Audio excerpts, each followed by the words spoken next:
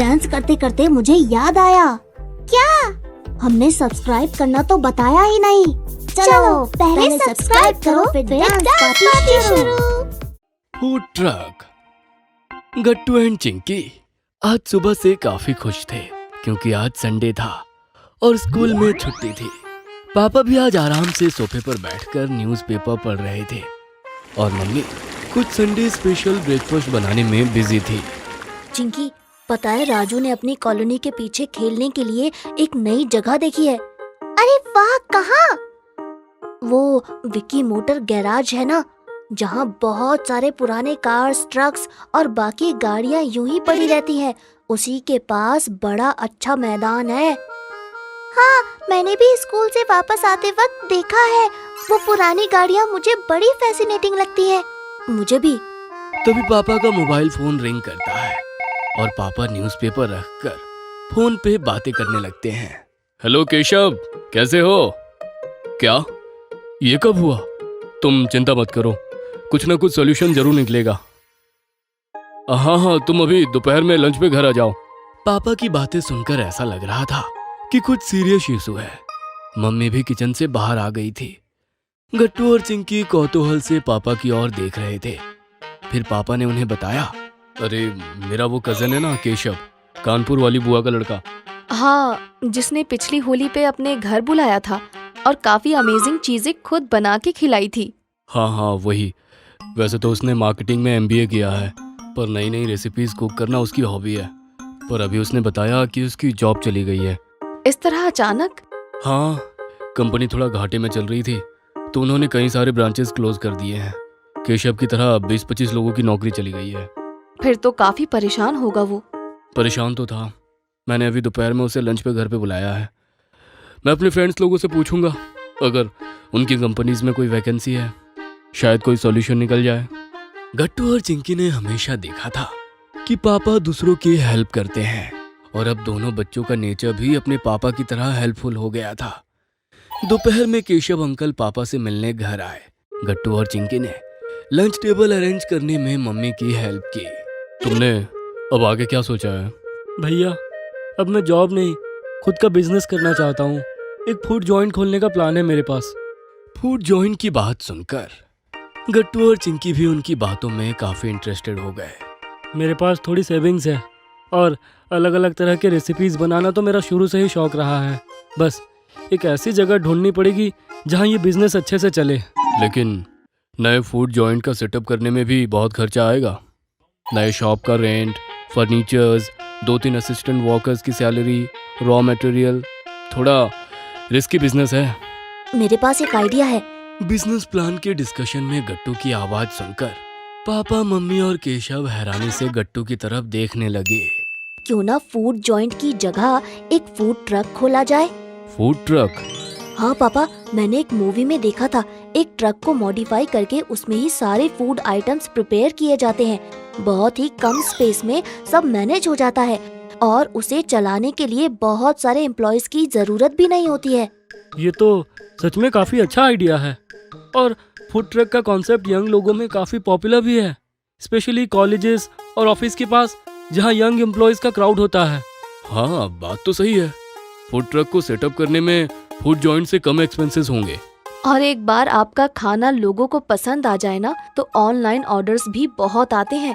हाँ, ये तो गट्टू ने शानदार आइडिया दिया है, लेकिन इसके लिए सस्ते रेट में पुराना ट्रक हमें कहाँ मिलेगा? मुझे पता है। अरे, तुम्हें कैसे पता? स्कूल से वापस आते हुए मैंने देखा है Vicky motor garage.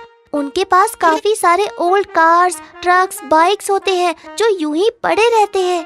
Keshav uncle ने कभी सोचा भी नहीं था कि गट्टू और चिंकी जैसे बच्चे नया बिजनेस सेटअप करने में इतना हेल्प कर सकते हैं। गट्टू चिंकी पहले केशव अंकल और पापा को लेकर विक्की मोटर गैराज गए। वहां उन्होंने एक पुराना ट्रक सेलेक्ट किया जो बहुत ही सस्ते प्राइस में केशव अंकल को मिल गया। ये तो गट्टू और चिंकी का ही कमाल है जो इतने कम इन्वेस्टमेंट में हमारा काम हो गया। अब बस इस ट्रक को मॉडिफाई करके इसमें कुकिंग और स्टोरेज की जगह बनानी पड़ेगी। चिंकी और मैंने इंटरनेट से फूड ट्रक के इंटीरियर डिजाइन्स के बहुत सारे ऑप्शंस निकाल के रखे हैं। पहले आप उनको देख लीजिए और फिर डिसाइड करिए कि अपने फूड ट्रक में क्या मॉडिफिकेशंस करवाने हैं। ये सुनकर केशव अंकल और पापा एक दूसरे की तरफ देखते हैं और मुस्कुराते हैं। घर पहुंचकर गट्टू और चिंकी ने केशव अंकल को लैपटॉप पर फूड ट्रक के इंटीरियर्स के बहुत सारे डिजाइन्स दिखाए। फिर अपने बजट के हिसाब से केशव अंकल ने डिसाइड किया कि उन्हें कैसे मॉडिफिकेशंस करवाने हैं। अगले दिन ही केशव अंकल ने उस पुराने ट्रक को मॉडिफिकेशन के लिए भेज दिया और 4 दिनों बाद बिल्कुल ही नए रूप में फूड ट्रक रेडी हो गया। वाओ, ये तो बहुत अमेजिंग लग रहा है। हाँ, अब इसके लिए एक अच्छा सा नाम सोचना पड़ेगा। मैंने सोचा है ऑलरेडी, स्पाइस ऑन व्हील्स। हैं? ये नाम तो परफेक्ट है। हमारी रेसिपीज भी स्पाइसी है और इस नाम से फूड ट्रक वाली वाइब भी आती है। फिर आज ही चिंकी और मैं आपके फूड ट्रक का लोगो और मेन्यू कार्ड डिजाइन करते हैं। हाँ, और शाम तक हमें म्युनिसिपल कॉर्पोरेशन से लाइसेंसेस और परमिशन भी मिल जाएगा। कॉर्पोरेशन के ऑफिस में काम करने वाले मेरे फ्रेंड ने बताया कि हमारा एप्लीकेशन अप्रूव्ड हो गया है। ये सुनकर सभी मुस्कुराते हैं। तभी कॉल बेल रिंग करता है और मम्मी जाकर मेन डोर खोलती है। चिंकी के ऑनलाइन ऑर्डर की डिलीवरी आई थी। मम्मी पैकेट रिसीव करती है जिस पर लिखा था पुनटून किड्स। अरे चिंकी, ये तुमने क्या मंगवाया है? मैंने पुनटून किड्स से combo plush squirrel and monkey soft toy मंगवाया है। इनकी क्वालिटी बहुत ही अच्छी है और फूड ट्रक के डेकोर में मैं इसको यूज करना चाहती हूँ। फूड ट्रक के डेकोर में कैसे? जैसे मंकी को जंगल में अवेलेबल हर फ्रूट्स के बारे में पता होता है, वैसे ही ये मंकी हमारा मेन्यू बॉय होगा। इसके पास हम मेन्यू कार्ड्स की सारी कॉपीज रखेंगे। Oh nice. और ये स्क्विरल? स्क्विरल तो कलेक्टर होती है। इसके पास हम ऑनलाइन पेमेंट के QR कोड का प्रिंट आउट रखेंगे। ये सब से पेमेंट्स कलेक्ट करेगी। अरे वाह चिंकी, क्या आइडिया है। गट्टू और चिंकी ने फूड ट्रक को अच्छे से डेकोर किया। उनके ही डिजाइन किए हुए लोगो और नेम के साथ रेडी हो गया था, spice on wheels. Food truck की पिक्चर्स क्लिक करके गट्टू और चिंकी ने स्पाइस ऑन व्हील्स को इंस्टाग्राम और फेसबुक पर भी डाल दिया था और उनके दोस्तों ने लिंक शेयर करके ऑलरेडी फूड ट्रक की काफी पब्लिसिटी कर दी थी। संडे की शाम स्पाइस ऑन व्हील्स शुरू हो गया। पहली ही शाम वहां काफी कस्टमर्स आ गए थे। जिस इंटरेस्टिंग तरीके से गट्टू और चिंकी ने फूड ट्रक तैयार किया था, उससे वो दूर से ही काफी अट्रैक्टिव लग रहा था। और फिर केशव की रेसिपीज इतनी लजीज थी कि लोगों को खाना काफी पसंद आ रहा था। लोगों ने इंस्टाग्राम और फेसबुक पर स्पाइस ऑन व्हील्स की इतनी तारीफ की कि एक वीक में ही फूड ट्रक सुपर हिट हो गया। अगली सैटरडे इवनिंग पापा, मम्मी और गट्टू चिंकी ने रात का डिनर स्पाइस ऑन व्हील्स पर ही करने का प्लान बनाया। जब वो वहां पहुंचे तो पहले से ही वहां कस्टमर्स की भीड़ लगी थी। उनको देखकर केशव खुद उनके पास आकर पापा से बोलता है, भैया, गट्टू और चिंकी तो कमाल के बच्चे हैं। इनका फूड ट्रक का आइडिया, इनका डेको और ऑनलाइन मार्केटिंग कैंपेन, इन सब से मेरा बिजनेस शुरू से ही प्रॉफिटेबल हो गया है। पापा और मम्मी अपने बच्चों की तरफ देखकर मुस्कुराते हैं। फिर इसी बात पे हम मंकी बॉय से मेन्यू कार्ड ले आते हैं और आज के डिनर के आइटम्स डिसाइड करते हैं।